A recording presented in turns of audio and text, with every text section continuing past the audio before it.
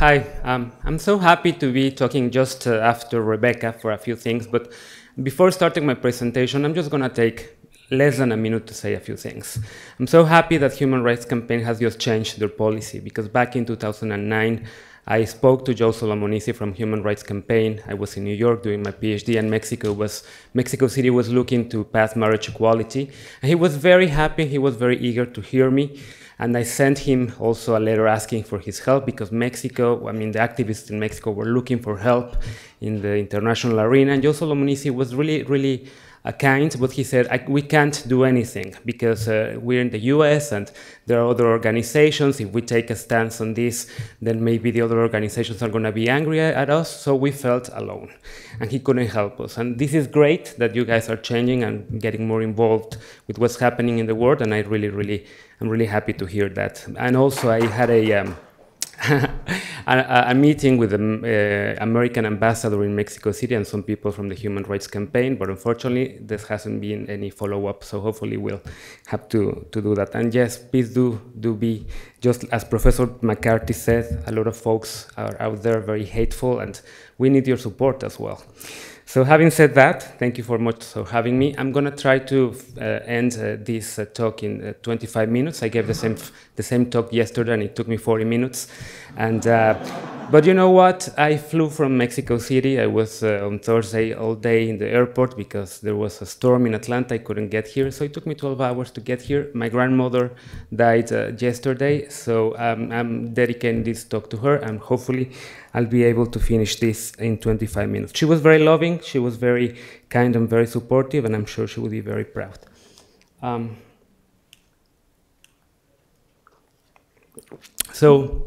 I was going to walk, but I'm not going to put this on.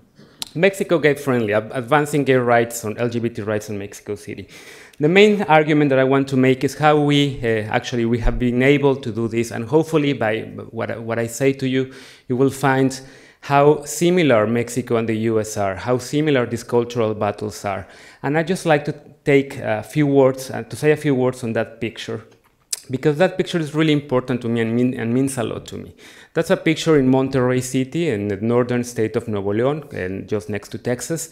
That's a transgender woman in a state where she has no rights at all. There are no discrimination laws in Nuevo León. There are no same-sex public recognition laws at all. And yet, she's very proud. In the US, when you sing your national anthem, you put your hand here. We do this. I don't know why, but we do like this. And so she's being proud of being Mexican and also being transgender, and also of participating at the first Pride in Monterrey in 2011, just in 2011. The main thing that I want to talk about is how did Mexico go? A lot of things are happening south of the border. Argentina, Colombia, Ecuador, Uruguay, and Mexico are advancing LGBT rights, and there was a discussion at the New York Times yesterday regarding this. The new battleground is, of course, Africa and Russia, as Rebecca said, but how did we go from those stereotypes of gender roles, of traditionality, of traditional roles of a man taking care of a woman, being very protective, to those straight and strict gender stereotypes to this? That's a picture of course, also another stereotype, to hunks, to gay men with wearing these sombreros and these mariachi things, and but celebrating the passing of marriage equality in Mexico City's Pride in 2010. How did we go from there in just 60 years? If you look at that map, that's Mexico, the country. This is Nuevo León, the state where Monterrey is, and Mexico City is right here.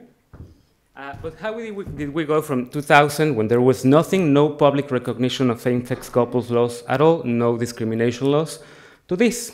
We also kind of have the same blue versus red states. We kind of have conservative and liberal states fighting for marriage equality. Very quickly, in green, it's Mexico City. We have marriage equality. In green is also Quintana Roo, so you can actually get married in Cancun if you want to go there and have a beautiful wedding. And we also have in yellow, the states that have enabled civil unions through legislative action, and in orange, the states that are currently having judicial reviews, and there are court orders granting marriage licenses to couples. So how the heck that happened? And for that, I'm going to look at 5 centuries of history in 15 minutes or less, because it's always important to look at history to know where we are today. Just as Professor McCarthy said, it's always important to look at history to know who we are. And Latin America was, as you know, discovered by the Spaniards, actually by an Italian. Cristoforo Colombo was Italian. But Vasco Núñez de Balboa got in Panama, right at the center of the Western Hemisphere in 1513, and he found this group of Indians, the Quarecuas, who were dressing as an effeminate way, and they were having and practicing sodomy practices. And so he ordered a punishment. And that picture is taken from the Brian Foney book Homophobia, which is a great book. And he ordered a group of dogs, trained dogs, to kill these Indians, and they called that practice perreo.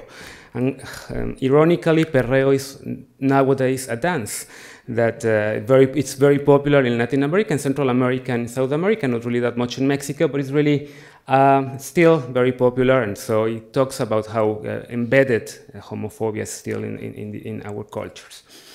And then in Mexico, what we know as Mexico today, Hernan Cortés got there in 1519. He conquered and killed the Aztecs by 1523. And he imprisoned the last of the Aztec emperors, who was Cuauhtémoc. And some historians say that Hernán Cortés and Cuauhtémoc developed this very close relationship, because Hernán Cortés was really attracted by the charisma of Cuauhtémoc, and then he killed them, but they were very close friends. And they had the Spanish, and we of course had the Spanish Inquisition, which was very strict and ordered the punishment of sodomy and etc. And yet, we also produced in that period our own Sappho. You know Sappho, the poet, the Greek poet who started writing about lesbian love. And we had in the work of Sor Juana Inés de la Cruz, a Catholic nun. She was very tormented by her love of the Vice Queen at the moment, and she wrote this poem, among others, talking about her love for My Lady, for that Vice Queen. So, but nobody understood that. You know, they were saying just like, oh, that's so beautiful. It's art, it's poetry, she's a Catholic nun. But she was really tormented, and she was a lesbian. And she's one of our symbols of today's history of the LGBT movement. And that's more or less about the 1680s. And then I'm just going to jump to the 18th century, and Professor McCarthy already thought about the invention of homosexuality. And it was invented, or the term was invented just at the same time as heterosexuality in Germany by this psychiatrist, Karl Maria Kerben in 1869. It went to the English dictionary in 1892, and it became global. The term became global because of one very famous public and flamboyant artist and writer of the time, which was Oscar Wilde. Everybody was reading about the Oscar Wilde trials in London, in San Francisco, New York, and of course also in Mexico City, the Leeds, and etc. And so the term became global, and everybody knew what a gay person was because of Oscar Wilde. And of course, if you haven't read the Oscar Wilde trials, they're online, they're great, they're very amusing. He didn't want to have a lawyer, so he defended himself. And then he went, of course, to prison and wrote The Balance of Reading, and it's a beautiful, beautiful thing. 1895. So the term became global. In Mexico, we had kind of the same moment. Carlos Monsiváis, kind of a Bayard-Rustin activist. He wasn't an activist, really. He was more of an intellectual. He was behind the movement. But he says that 1901 was the time when Mexico got out of the closet, because there was a dance in Mexico City of a group of men dressed as women, and among those men was a relative of the dictator of the moment, Porfirio Diaz, who was married to one of his daughters, and who was also a lover of Zapata, the Mexican revolutionary, in 1910. And these guys were taken by the police to prison. And that's a picture of a newspaper in 1901 that it actually says the 41 faggots. The 41 became a symbol of gay people, and that's how they say, oh, he's one of the 41, you know, when they were suspecting that somebody was gay. But the thing is that this very moment in history, but this moment everybody was saying that homosexuality was not only a thing that was happening in London and with this Oscar Wilde guy, and it was also in Mexico. And we produced, or Mexico produced, kind of at this period, a lot of literature, and we kind of had our own Oscar Wilde in the work of Salvador Novo and Efraín Rebolledo, a poet. And but this time, from the beginning of the 20th century till the 1960s, it was only a movement of clandestine parties, of ludic, of sex underground, and there were, of course, some bars in Mexico City Center, but nobody was political. So how did we go from the clandestine, the ludic, and the clandestine to the public and political? Well, it took the 60s, just as everywhere else in the world. By the 60s, the social explosion that it was lived in Europe for students, that it was lived also in New York, in Berkeley, it was also happening in Mexico. And many of you might know that in 1968 is a very important date for Mexico because a lot of students were massacred in Tlatelolco Square because they were demanding democracy. Mexico was living under the one-party rule regime by the PRI. It wasn't a democracy, etc. And a few years after that, of course, this student movement induced the birth of the LGBT movement in Mexico. The LG, because it was only gays, bins, and lays, and then the bisexual and transgender came after. But there's a picture of Nancy Cárdenas. She was a very public persona. She was very famous. She was a producer of theater in Mexico, and she was in constant mail.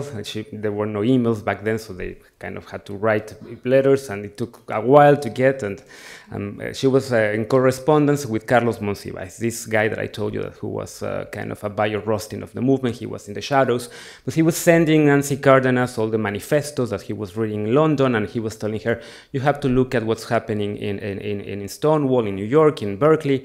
There's a revolution. And she kind of got inspired by that, and she founded the Homosexual Liberation Front in '71 because a friend of a friend was fired from a department store in Mexico City for being effeminate.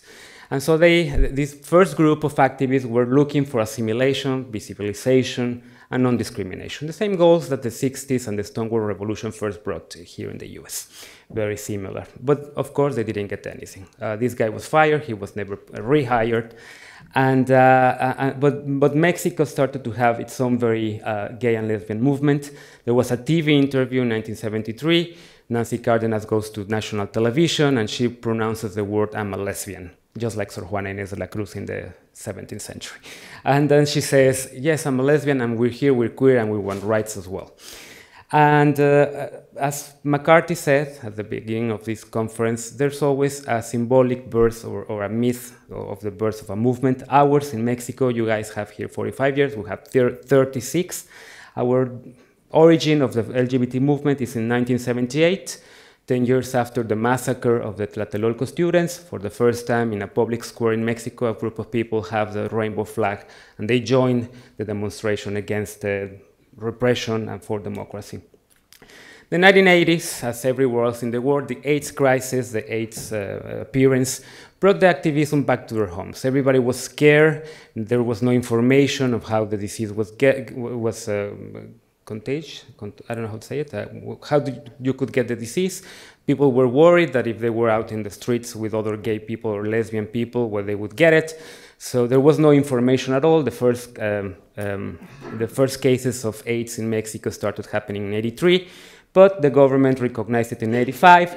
So from that kind of hope from the 70s that it was possible to have political activism, there was then a backlash, and people were back at home, and they didn't want to participate at anything. But for the first time in '82, Mexico is transforming, and there's a political reform that allows the competition of leftist parties in the political arena. Of course, there were fraud elections. Nobody took. I mean, the vote wasn't really taken into account, and the PRI was still governing. But for the first time, the PRT, a leftist party, opened its doors to 3 candidates running for office, 2 gays and 1 lesbian. Of course, they didn't win. When they did public campaign, they were bullied. They were shouted out lesbian, repressive, etc. And they couldn't win at all. But the 2 goals from the 80s were political representation and access to health. The 90s, the time where Mexico integrated to the US and Canada under NAFTA, the time of the Zapatista revolution in Chiapas as well, but also the time when Mexico started to open up its political regime. In 1997, for the first time, we had a divided government. The PRI ended its rule on the Congress as well. They still had the presidency, but Congress was taken by the opposition. And for the first time, also a party from the left, the PRD, opened its door to its first lesbian legislator. In Mexico, we have a very strange thing called proportional representation. So you don't have to run for office. A party can just give you a seat. And the PRD gave this seat to Patria Jimenez, who became the first lesbian legislator, the first lesbian representative in Latin America, openly lesbian. But she couldn't really work or did a lot for the LGBT movement. She just worked a little bit on non-discrimination laws, but she wasn't really that open about her advocacy for LGBT rights. So in the 90s, for the first time in the world, Denmark and in the US, Hawaii are starting to talk about public recognition of same-sex couples. Retrovirals made also appeared, and so people were not dying anymore. So it was the time also of talking about this equality for love and relationships and etc. And then the 90s, the new millennium. It was a time of hope, of happiness in Mexico. Vicente Fox from the Conservative Party, PAN, our own Republican Party, won the presidency, kicked out the PRI from the presidency. Mexico was considered a full democracy by 2000. Everybody was really happy. It was a tremendous moment of opportunity. We had the democratic bonus in the world. Everybody was talking about Mexico, not about the drug violence that is happening right now, but about democracy and etc. But not everybody was that happy, and not the LGBT movement and the LGBT activists were happy. Why? Because that picture represents why. For the first time in the history of Mexico, a president was actually holding and displaying its publicly its religion. Mexico is a very strict country, or was a very strict country, about the separation of church and state. We even had a war for the church and state power, and we kind of settled that in the 19th century, and we prohibited every president or person in office to display their religion. A Mexican president could never end a speech saying "God bless you" and "Good night," just like Barack Obama or any American president. But so many activists of the LGBT movement were scared because Vicente Fox's religiosity, and we thought, or they thought, that there was going to be a backlash, a terrible backlash. But what happened? A surprise. Vicente Fox was a queer president, and he was a queer president in the way that he was, for the first time, the first sitting president who didn't get to the Los Pinos, our own White House, married. He was divorced. He had 3 adopted children. He married his speaker, who was also divorced, and he kind of said, "I cannot support this kind of discrimination. I'm not traditional president," and he supported the passage of anti-discrimination laws nationally in Mexico. There was a reform of the Constitution in 2003, recognizing preferences. They didn't put sexual, but they put preferences, and protecting them in the Constitution. And he supported the passage of the National Council on Prevention of Discrimination in Mexico. It was a moment of surprise because in Mexico City, for the first time, a political legislator, a local legislator, presented the first civil unions law in 2001. And she thought she was going to be able to get it because Mexico City is just like, it's our own New York City. It's a very liberal city. It's people support gay rights and etc. So she thought that she was going to be able to get it. But her main obstacle wasn't the Catholic Church nor the cardinal. The surprise thing is that the main obstacle was Andrés Manuel López Obrador, the mayor of the city, a leftist candidate, but whose religion is like George W. Bush, a conservative, religious, Christian mayor who said that he didn't want this law to pass. So it took 6 years to get this law passed once López Obrador left the mayorship of Mexico City and ran for office for president. It was a moment of surprise because also by 2006, 38 openly LGBT candidates ran for office. None of them won, but 38 for the first time in Mexico. And it was a moment of surprise because in 2006, once López Obrador was out of the mayorship, the civil unions law passed in Mexico City and also in the northern state of Coahuila, where the PRI was still ruling. And then we had, for the first time, public recognition of same-sex couples. Mexico became the first country with Argentina to get those, in Coahuila on the left and in Mexico City on the right. After that, after 9 years of public discussion, after 9 years of passing civil unions, we had the introduction of a marriage equality bill by a straight ally, David Razou on the right, and supported for the first time by Marcelo Ebrard, the mayor of the city, the PRD, which runs the city of Mexico, our own democratic party in a way, learned its lessons from the battle of civil unions in Mexico City, and they learned that they had to be more supportive of this. Mayor Ebrard was also very open about his brother being gay and dying of AIDS, so he kind of felt also an obligation to support gay rights and LGBT rights, and he supported this marriage equality law as well as a strong coalition of 148 organizations without money, without the resources that the Human Rights Campaign and other American organizations had, and of course, as I said, we kind of felt alone, but we did it. The newlyweds starting and the new wedding started to take place in 2010, in February 2010, and everybody thought this is great, this is going to be national, but then we had our own George W. Bush. The sitting president, President Calderon, who was in Japan, he was visiting Japan, the king and queen of Japan. He said in a conference for the first time after the marriage law was a reality in Mexico City, he lied. He said that the Mexican Constitution explicitly talks about marriage between a man and a woman, and that was a lie. Because just like in the US, marriage, it's a thing of the states. The Constitution says nothing about marriage. Every state can do whatever they want with civil marriage. So he lied, and he even sent a judicial review to the Supreme Court of Mexico, asking it to say that the Mexico City law, the marriage equality law, was unconstitutional because of that lie. And he lost, thankfully, to the Supreme Court. And that has opened up the debate where we are today. After Mexico City passed civil marriage equality in 2009, Quintana Roo, by a judicial order, did the same, and in orange we have all the states that are reviewing, also the Supreme Court and the local courts are reviewing that, and also the states in yellow where legislative action has happened. Strangely, after the marriage equality law in Mexico City, some other states are enable civil unions, because that's the conservatives that are saying, okay, let's pass a civil union law before they want marriage. They think that with civil union, the marriage equality battle is going to end, but of course it's not going to end.